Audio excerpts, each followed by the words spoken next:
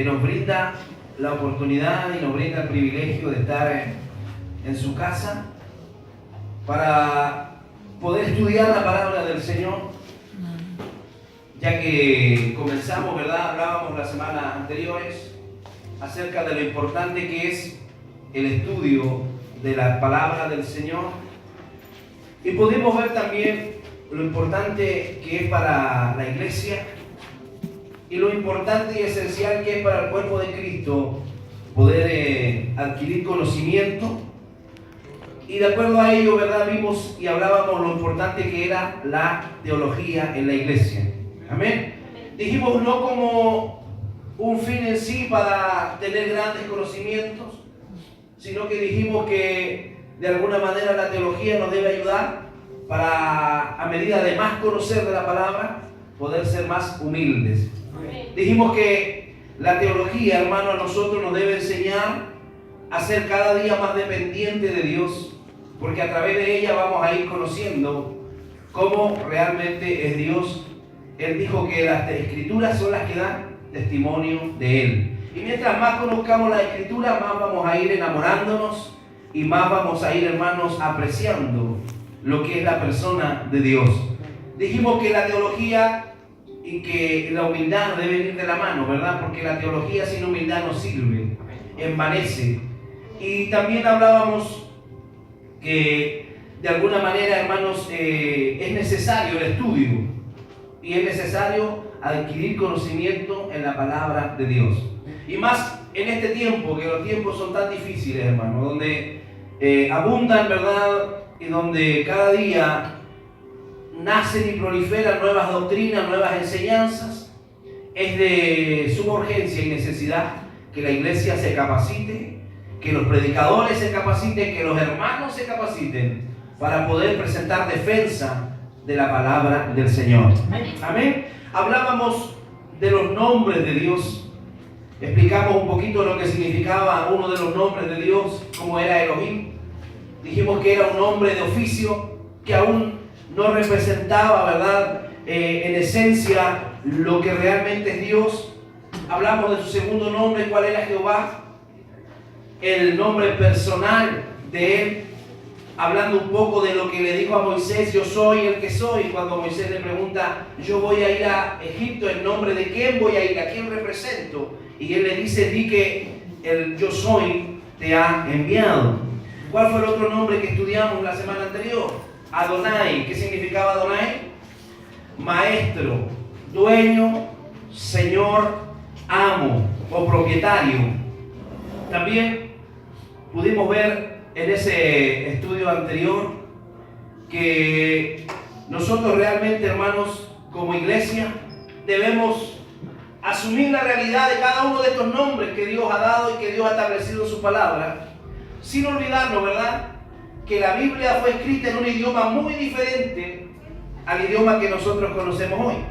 La Biblia fue escrita en un idioma muy diferente, en un idioma, hermano, que necesariamente para nuestro occidente, para nuestros días, fue necesaria una traducción del idioma hebreo, fue traducida al idioma griego, y en esa traducción hay muchas palabras, hermanos, que deben ser interpretadas, y es por eso que es necesario. Y nosotros estuvimos estudiando las combinaciones del nombre que aparece en la Biblia con Jehová.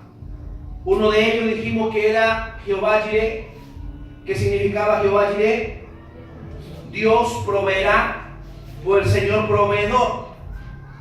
Dijimos también que había otro nombre que era Jehová Rafa, que significaba el Señor que sana, o Jehová tu sanador. Hablamos también de Jehová Nisi, que significaba Jehová nuestro estandarte, o Jehová nuestra bandera. Hablamos también de otro nombre que era Jehová Kadosh, que significa el Señor que santifica. También el número 5 hablamos como Jehová Shalom, que significa Jehová, Él es nuestra paz. Jehová Tzidkenu, que significaba Jehová, el Señor, es nuestra justicia. Hablamos también de Jehová Sama, que significaba el Señor está presente. Y el último de los nombres que vimos era Jehová Sebaot, que significa el Señor de los ejércitos. Y hoy día vamos a continuar con las combinaciones de aquella palabra Él, que es una palabra que de alguna manera denota la autoridad y denota la importancia de cada uno de estos nombres. Así como están los nombres que son combinaciones con Jehová, también están los nombres que son combinaciones con Él. Por ejemplo, número 1, El Elyon, que significa el Dios Altísimo. Y eso aparece en Génesis capítulo 14, versículo 18. El Elyon, o el Dios Altísimo, para los que están tomando apuntes. Génesis capítulo 14, versículo 18. Entonces Melquisedec, rey de Salem y sacerdote del Dios Altísimo, sacó pan y vino. Esa palabra Elyon significa el más alto. Combinado con él, llega a traducirse como el Dios más alto. Vea también Deuteronomio 32:8. No podemos olvidarnos, ni podemos dejar de mencionar lo que hablábamos también en la clase anterior, que el pueblo de Israel era un pueblo que al principio era muy idólatra por sus comienzos, por sus raíces, y por eso fue necesario que Dios trajera un cambio a ellos a través del libertador, y a través del libertador Moisés pudieron llegar a aquellos mandamientos entre los cuales el Señor exigía absoluta devoción y absoluta lealtad hacia Él. Entonces, el Dios significa el más alto. Combinado con Él, llega a traducirse como el Dios más alto. Deuteronomio 32:8.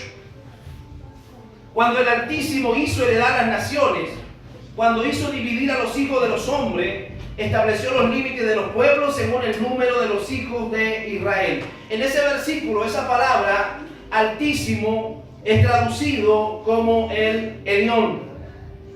Jesucristo es nuestro Elyon. En Mateo 28:18 Él dijo: toda potestad me es dada en el cielo y en la tierra. Entonces nosotros estamos hablando hoy y estamos reconociendo que el Dios nuestro, al cual nosotros servimos, al cual predicamos, es el Dios que está por sobre todo Dios que siquiera se pueda nombrar sobre la tierra. Dioses hay muchos en el mundo, religiones hay muchas, pero nuestro Dios es el Dios más alto, Jehová el Elyon. Segundo, Jehová el Olam, que significa el Dios eterno. Dice la palabra del Señor en Génesis 21:33. Y plantó Abraham un árbol tamarisco en Berseba, e invocó allí el nombre de Jehová, Dios eterno. La traducción en ese versículo es la que acabo de darle, Jehová el Olam. Si Dios es el Dios eterno, Dios al que honramos, al que adoramos, Él es el Dios de todos los siglos y de todas las edades. Hablábamos la semana anterior que cuando nos referimos a eternidad, estamos hablando de un tiempo que es muy diferente al nuestro. La eternidad es un tiempo presente en todo momento, no es como el nuestro, que tenemos un pasado, un presente y mañana tenemos un futuro. La eternidad es totalmente diferente, y Dios es un Dios eterno. Tercero, El Shaddai. El Shaddai, Génesis 17:1. El Shaddai significa el Dios todopoderoso. Su primera mención del Shaddai se encuentra en Génesis 17:1. Era Abraham de edad de 99 años cuando le apareció Jehová y le dijo: yo soy el Dios todopoderoso, o sea, el Shaddai. Anda delante de mí y sé perfecto. Esa palabra Él significa el fuerte. Shaddai viene de la palabra hebrea Shad, que significa pecho de mujer o pecho materno. Hay algunas instituciones, iglesias, denominaciones que han dado una mala interpretación a esta palabra, y por esta palabra, por este texto, muchos hablan de un sexo femenino de Dios, por el solo hecho de que Él es el Dios Todopoderoso y una traducción inequívoca que de alguna manera la han mal usado y la han sacado de su contexto. El Shaddai viene de la palabra Chad, que significa pecho de mujer o pecho materno. Y esto es ilustrado en Isaías 28:9. Vamos a leer Isaías 28:9. ¿A quién se enseñará ciencia?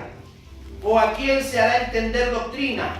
A los destetados, a los arrancados de los pechos. Esa es una palabra y una traducción que de alguna manera nos lo quiere enseñar a nosotros. Significa el nutridor. Si hay alguien que nutre a su pueblo y lo ha alimentado como lo hizo en el desierto, es Jehová el Shaddai. Dice la Biblia que durante todo su peregrinaje no le faltó, hermano, ni vestuario, ni le faltó alimento, ni le faltó agua, sino que siempre Dios a tiempo le suplió. El Shaddai también significa el dador de fortaleza, el satisfacedor. Uno de los apreciados nombres de Dios entre los estudiosos de la Biblia es este, el nutridor, aquel que le da fuerza y nutrición a su pueblo, aquel que le satisface, el todo suficiente Dios, el Dios que es suficiente y el Dios que está siempre disponible. Eso significa el Shaddai. Entonces, cuando nosotros hablamos de esta palabra y usamos esta terminología, nos estamos refiriendo a que Dios es el que nos sustenta, que nos suple, y Dios es el que nos fortalece. Es una tremenda enseñanza, hermanos, y es una tremenda reflexión esta palabra para la iglesia. Saber que tenemos un Dios todopoderoso llamado el Shaddai, que está para sustentar y que está, hermano, de alguna manera también para proteger y para poder fortalecer a su pueblo. A Él es que nosotros debemos acudir en tiempos de necesidad, en tiempos de debilidad de nuestra vida, en tiempos de confusión, porque el único que le va a sostener y le va a mantener a usted es Él, nuestro Dios, el Shaddai. Por lo cual también salvar perpetuamente a los que por Él se acercan a Dios, viviendo siempre para interceder por ellos. Hebreos 7:25. ¿Por qué? Porque Jesucristo es nuestro Señor. Él es para nosotros el Shaddai, aquel que nos fortalece, aquel que nos da paz, aquel que prometió estar con nosotros hasta la consumación de los siglos. Hebreos 7:25. Por lo cual puede también salvar perpetuamente a los que por Él se acercan a Dios, viviendo siempre. ¿Para qué? Para interceder por ellos. O sea, para de alguna manera estar preocupado, para de alguna manera, hermano, estar relacionado con nosotros. Tenemos un intercesor ante el Padre y ese es nuestro Señor Jesucristo. Él es nuestro Shaddai. Podemos hablar ahora un poco y entrar en aquella problemática que enfrenta hoy la iglesia y que enfrenta también la sociedad. La existencia de Dios. Hay mucha gente allá afuera que se pregunta, ¿será posible que Dios exista?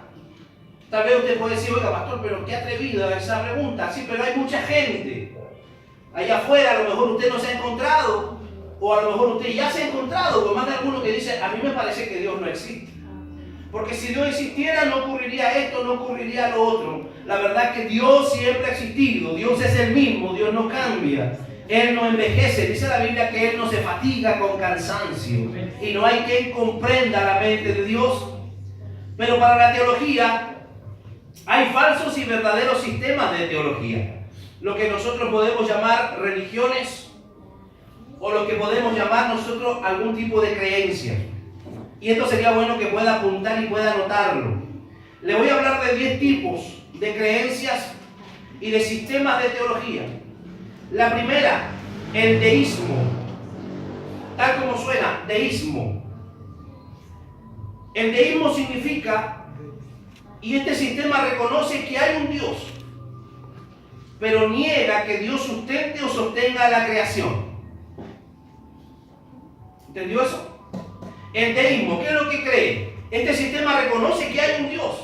O sea, no niegan la existencia de Dios, pero niegan que Dios sustente o sostenga la creación. Para ellos Dios es el creador, pero no es el sustentador. ¿Conoce usted alguna persona que llene esas características? Que diga, no sé, yo sé que hay alguien que hizo un día esto, pero creo que hoy día está fuera de control, dice la gente. Hoy día nadie gobierna, hoy día nadie es capaz de sostener. Esos son los que creen en el deísmo. Segundo, los que creen en el ateísmo. Aquellos que sostienen esta llamada creencia excluyen a Dios en toda manera. Para ellos Dios no es tema. El ateo no ve a Dios por ningún lado y el ateo ni siquiera se atreve, ni él quiere pensar, ni quiere gastarse en pensar siquiera en lo que tenga que ver con Dios. Lo excluyen de toda su vida y de todos sus pensamientos. Aquellos que sostienen esta llamada creencia excluyen a Dios en toda manera. Muy por el contrario de lo que nosotros decimos y creemos y profesamos. Para nosotros Dios es el centro de nuestra vida. Nosotros sin Dios no somos nada. Él dijo ahí en San Juan, lejos de mí ustedes nada pueden hacer. Y es una tremenda verdad, hermano, porque Dios, incluido en todos nuestros proyectos, es aquel que nos da bendición y aquel que nos guía. Así que cuando hablamos de un ateo, ¿qué estamos hablando? Que es alguien que no ve a Dios por ningún lado, ni le interesa, ni le preocupa, ni le quita el sueño. Tercero, el escéptico. ¿Ha escuchado usted esa palabra? Dice la gente, no, este tipo es escéptico. Escéptico e infieles. Están llenos de dudas y descreen de Dios, especialmente del Dios de la revelación. Una persona escéptica es una persona que duda de todo y de todos. Hay muchos políticos que tenemos hoy día que son escépticos, que dudan de la creación, que dudan de la deidad, que dudan de los milagros, que dudan de todo. Dios nos ayude a nosotros, hermanos, para poder, de alguna manera, todo este sistema y todas estas creencias que se están enseñando, nos van a capacitar a nosotros para enfrentar allá afuera, para presentar defensa. ¿Qué le puede decir usted a un escéptico? Nosotros mismos, hermanos, somos un testimonio vivo de que Dios existe. Porque el escéptico le va a decir, no, pero si yo nunca he tenido una intervención divina, yo nunca he visto a Dios por ningún lugar, a mí se me murió tal y cual persona, y de cáncer y acá, allá, y va a tener muchas maneras de debatirle a usted, porque lo único que él tiene es duda. Entonces cada uno de nosotros con su testimonio, así como Dios le ha cambiado a usted, le ha transformado, puede revelar, hermano, que realmente Dios es poderoso. ¿Cuántos dicen amén? Número 4, el agnosticismo o el agnóstico. Esta escuela tiene un pensamiento. Ellos no niegan a Dios, pero niegan que Dios pueda ser conocido. El agnóstico. ¿Ha oído usted hablar alguna vez del agnóstico? Dice, no, esta persona es agnóstica. Nosotros somos gobernados por una presidenta agnóstica. ¿Y qué es lo que cree el agnóstico? No niegan a Dios, pero ellos niegan que Dios pueda ser conocido. O sea, para ellos su pensamiento, hay un Dios como creador, pero no hay persona que pueda llegar a tener una relación o que pueda siquiera conocer a Dios. Ese es el pensamiento del agnóstico. ¿Vamos bien hasta ahí? 5. El panteísmo o panteísta. Panteísmo. A lo mejor usted había escuchado estas palabras, pero no se había detenido a pensar qué podía significar. El panteísmo, para ellos, todo es Dios y Dios es todo. Esa es la definición de panteísmo. Todo es Dios y Dios está en todo. O sea, para ellos tomar una piedra, pintarla y colocarla en un lugar puede representar a Dios. Para ellos tomar un trozo de madera, barnizarlo, hacerle una figura, para ellos eso puede representar a Dios. Esta es la creencia, de alguna manera, que cada cosa que vemos es Dios y Dios está en todo. Dios y creación serían sinónimos. O sea, exactamente lo mismo. ¿Cree usted que ese es un pensamiento lógico? No. ¿Que Dios y creación sean lo mismo? No. No, por supuesto, porque teológicamente Dios está por sobre la creación. Yo no puedo colocar a Dios al nivel de una bestia o de un animal, que fue su creación. Entonces, eso es lo que piensa el panteísta, y de alguna manera por eso ellos creen en diferentes partes del mundo, hermano, de Asia, del Oriente. Hay mucha gente que tiene este tipo de creencias, que son panteístas. Hay lugares, por ejemplo, donde las vacas son sagradas. En la India. Te diría, oye, qué linda esta vaca, ¿verdad? ¿Y cuánta gente comería en nuestro país con ella? Pero para ellos eso es sagrado. Porque para ellos la creación y el creador están en el mismo nivel. Número 6. El politeísmo. Politeísmo. Esta es la creencia en muchos dioses. Habría varios dioses sobre nosotros y sobre ellos tendrían otros dioses y así sucesivamente. Hay muchas religiones en el mundo que son politeístas. ¿Conoces de alguna de ellas? ¿Ah? ¿Ha oído hablar de alguna religión politeísta donde crean en muchos dioses? Los egipcios tenían como religión el politeísmo. Los hindú creen en muchos y varios dioses. Esta es la creencia en muchos dioses. Habrá varios dioses sobre nosotros y sobre ellos tendrían otros dioses y así sucesivamente. Como lo enseñan algunas doctrinas también hoy en día, que cada uno de nosotros, una vez que parta de esta tierra, vamos a llegar a ser dioses y vamos a habitar otros planetas. Número 7. Triteísmo. El triteísmo es la creencia en 3 dioses. En 3 dioses. 8. Dualismo. El dualismo es la creencia en 2 dioses. Un Dios que es bueno y un Dios que es malo. Ellos son coiguales en poder y en persuasión. ¿Ha oído usted hablar del yin y el yang? De la energía positiva y la energía negativa. Son de alguna manera religiones y creencias dualistas. Dualistas, habla de 2, dualismo. Esta es la creencia en 2 dioses, uno que es bueno y uno que es malo, pero ambos están en el mismo nivel. Y esto se acerca de alguna manera a nuestra creencia, pero no en la totalidad, porque nosotros sabemos que Dios y el diablo no están al mismo nivel. Sabemos que Dios y Satanás no están al mismo nivel porque Satanás es una creación y siempre va a estar bajo la autoridad y va a estar bajo, hermanos, la autoridad de nuestro Dios eterno. Entonces, el dualismo tampoco es una opción para nosotros. Número 9, el teísmo. El teísmo es la existencia y la creencia de un Dios personal. Disertar sobre esto sería en vano porque cada uno debe saber quién es Dios, cuál es su nombre, a fin de poder confiar en Él. O sea, cada uno de ellos como que se apropian y tienen su Dios personal. Y que el Dios mío no es el tuyo. Entonces, por eso nuestras realidades son diferentes y por eso nuestra suerte es diferente. Porque el Dios que es mío no es el mismo tuyo. Eso habla el teísmo. Y el monoteísmo, número 10, es la doctrina sobre la existencia de un solo Dios. Nosotros somos monoteístas. Los judíos y los mahometanos también. Si eso es cierto, ¿son ellos salvos? No, porque dice Santiago 2:19, ¿tú crees que Dios es uno? Bien haces, también los demonios creen y tiemblan.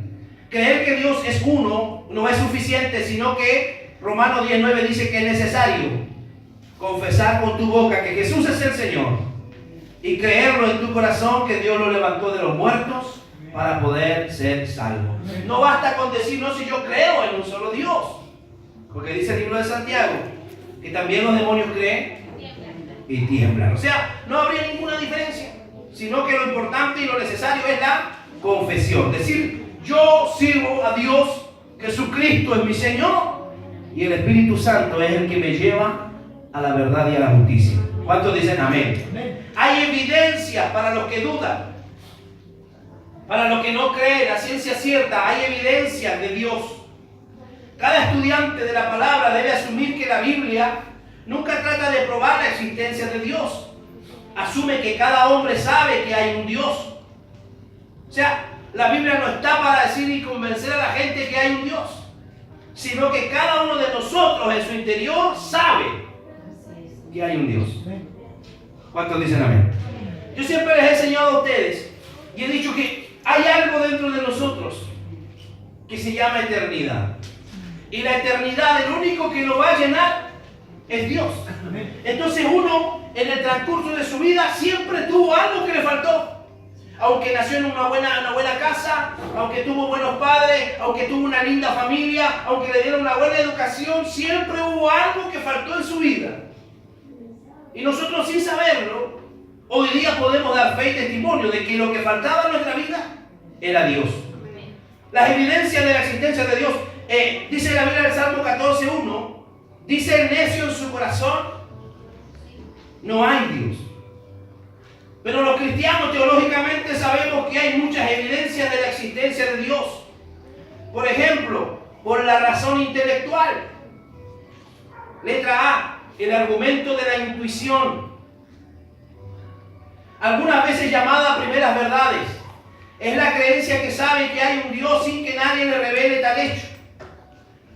Un niño, de alguna manera, un niño sabe que hay un Dios, aun cuando muchas veces nosotros no se lo digamos. Porque en su intelecto y en nuestra manera de razonar y de ver, es innegable, hermanos, la existencia de Dios. En todo lo que usted ve, en todo lo que existe, se puede ver a Dios. Muchas veces los niños dicen antes de acostarse o alguna enfermedad, dicen vamos a pedirle a Diosito. Y aun cuando los niños no van a la iglesia, he conocido a muchos niños que se refieren de esa manera, aun cuando no van sus padres ni ellos a la iglesia. ¿Por qué? Porque en algún lugar lo escuchó, o porque simplemente él razona de que todo lo que existe debe haber alguien que está allí por sobre todo, y ese es Dios. Un niño sabe, en ellos, aunque no estén adorando al único y verdadero Dios, no hay tal cosa como un verdadero ateo. La evidencia de la existencia de Dios está en el hombre porque nace con él.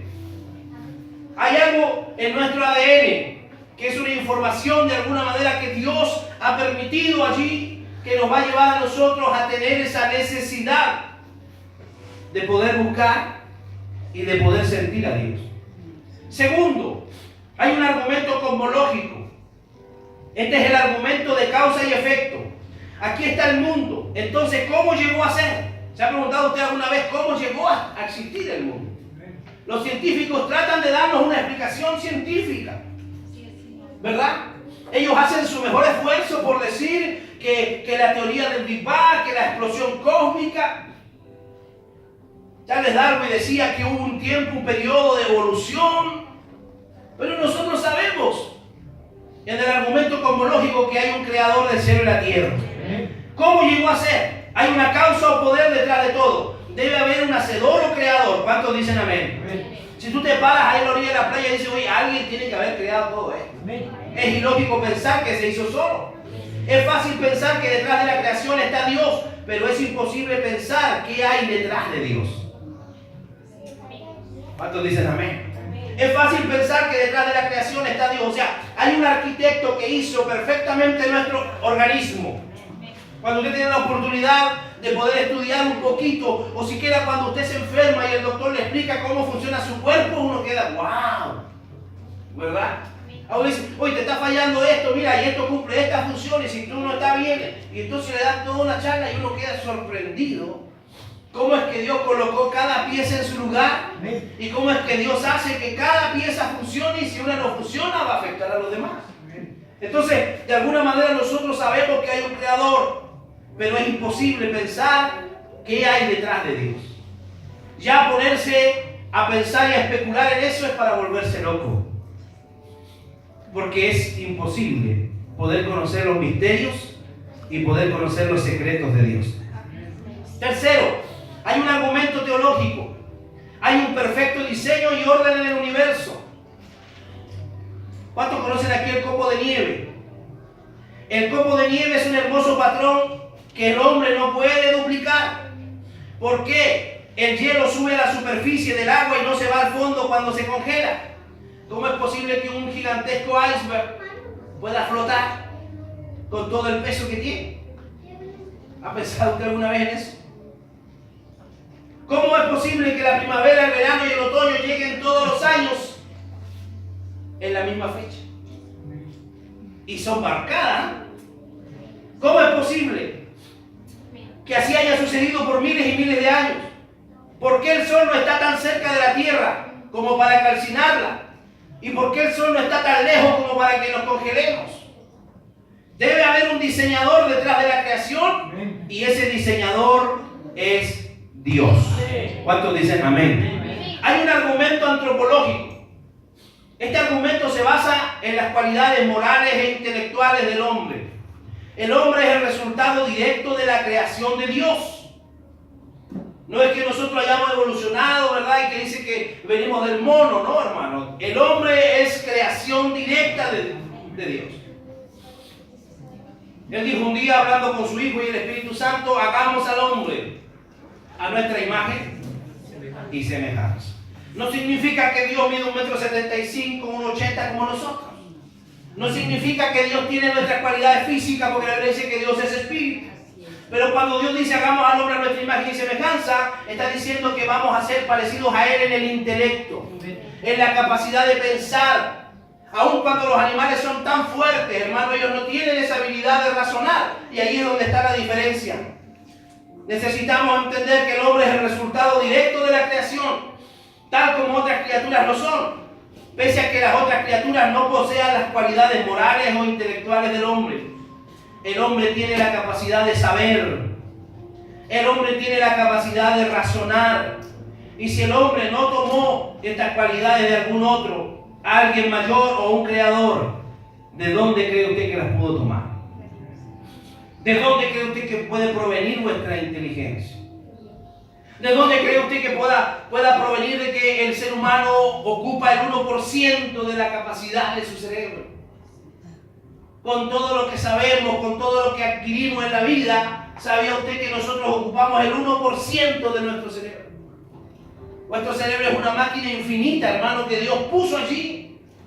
Entonces, es innegable el argumento antropológico, saber que hubo un creador y que nosotros hemos venido, no por la evolución, no hemos evolucionado del mono, sino que de alguna manera Dios ha creado nuestra vida. ¿Cuántos dicen amén? Tercero, por la experiencia. Esta es una de las más grandes comprobaciones de la existencia de Dios. Los hombres han sido transformados por el poder de Dios. ¿Cuántos han sido transformados aquí? Amén. Hemos sido transformados por el poder de Dios. No hay otra explicación sino Dios. Oraciones han sido contestadas, atestiguando la existencia de Dios. Lo que decía al principio, si la gente no cree por la palabra, si la gente no cree por la creación, si la gente no cree a través de la teología, ellos van a creer a través de nuestro propio testimonio. Porque ellos conocen, ellos saben quién es el amo de nosotros. Entonces alguien tuvo que provocar ese cambio. ¿No fue la religión? ¿No fue la iglesia? ¿Quién provocó el cambio? Dios. ¿Por qué? Porque Él fue quien nos creó. Hay otra evidencia de Dios y es poderosa por la Escritura. ¿Cuántos saben que la Escritura da testimonio del Señor? Lo que la Biblia asume ser. La Biblia es el único libro que es inspirado por Dios. ¿Qué significa que sea inspirado por Dios? Piense un momento. ¿Qué significa que tenga una inspiración divina?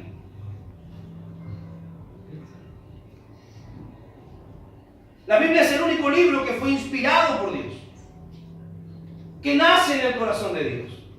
Y Dios de alguna manera tenía que revelarlo, tenía que hacerla llegar hacia nosotros, porque para que nuestra vida vaya de acuerdo a su propósito. Si no, hoy día seríamos inmorales, si no, hoy día seríamos violentos, tendríamos una manera muy distinta de vivir a la que tenemos. Pero nosotros, ¿por qué tratamos de acercarnos y ser mejores personas? Porque la palabra del Señor nos enseña. La palabra fue inspirada por Dios. O sea, nació en su corazón, Él la transmitió. Él tuvo que tomar a hombres para que pudieran escribir lo que de alguna manera Él les iba transmitiendo. La Biblia es el patrón para toda la conducta correcta en el mundo. Si la gente leyera más la Biblia, la realidad del mundo sería diferente. La Biblia es el patrón para toda la conducta correcta en el mundo. Si la Biblia no es la palabra de Dios, entonces no tenemos Dios. Si la Biblia no fuera la palabra de Dios, entonces no podemos jamás conocer a Dios. ¿Qué es lo que sabe la gente? ¿Qué es lo que sabe el mundo de Dios hoy día? Lo que dice la Biblia. Porque dice la palabra del Señor que a Dios nadie le ha visto jamás. Aquel hombre que fue privilegiado, Moisés, pudo ver las espaldas de Dios, la gloria de Dios, retirándose ya. Y fue todo lo que se le fue permitido ver. Ningún hombre ha visto jamás a Dios, sino cuando sea el día que realmente tengamos que estar frente a Él. ¿Cuántos dicen amén? La Biblia asume entonces que la palabra de Dios revela la personalidad de Dios. Segundo, hay una revelación cristológica. Jesucristo, Dios vino a los hombres para decirnos cómo es Dios. Y si Jesús no es Dios, entonces no hay Dios. ¿Qué dice San Juan 1:18? Dios nunca podría ser conocido. A Dios nadie le vio jamás. El unigénito Hijo que está en el seno del Padre, Él le ha dado a conocer. Jesucristo es el Hijo de Dios y Él y su vida comprueban la existencia total de Dios. ¿Lo dice así San Juan 1:18? A Dios nadie lo vio jamás. El unigénito Hijo que está en el seno del Padre, Él le ha dado a conocer. Hay una declaración profética también. Dios anuncia por anticipado el futuro. Cualquiera que pueda hacer esto es más que un hombre. Si hay algo, hermano, que ha cautivado la mente humana, es conocer el futuro. Si hay algo que ha querido tomar posesión de mucha gente, hermano, es poder conocer lo que nos depara el día de mañana, pero eso es imposible. Porque la vida del hombre le está escondida en la mano de Dios.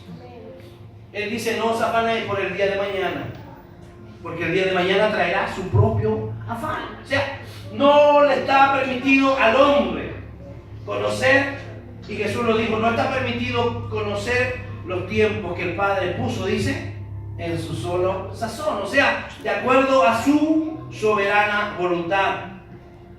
Dios anuncia por anticipado el futuro. Cualquiera que pueda hacer esto es más que un hombre. El hombre no siempre puede hablar sobre el pasado, mucho menos puede hablar sobre el futuro. Todavía tenemos a los científicos tratando de estudiar y todavía tenemos a los científicos tratando de resolver cuántos años tiene la Tierra. Todavía no se atreven ellos a decir, mire, la Tierra tiene tantos millones o tantos miles de años. No se atreven porque todavía no son capaces de descubrir el pasado. Imagínense, menos serán capaces de descubrir y de poder conocer el futuro. Mucho menos el futuro. Cuando Cristo fue crucificado se cumplieron 25 profecías distintas. ¿Cuántos sabían eso?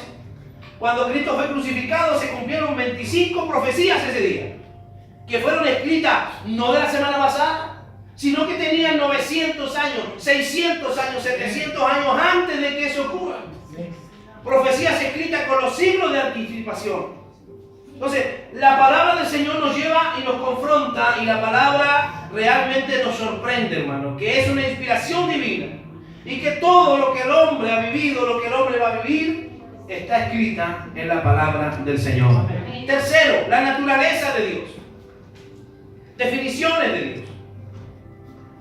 Definiciones escriturales. Letra A. Dios es espíritu. ¿Cuántos dicen amén a eso? Dios es espíritu. Una pregunta que siempre se hacía uno cuando era niño, ¿cómo será Dios? ¿Qué es lo que dice San Juan 4:24? Dios es espíritu, y los que le adoran en espíritu y en verdad es necesario que adoren. San Juan 4:24. Dios es espíritu. ¿Cómo es Dios? Espíritu. Y los que le adoran en espíritu y en verdad es necesario que adoren. Letra B.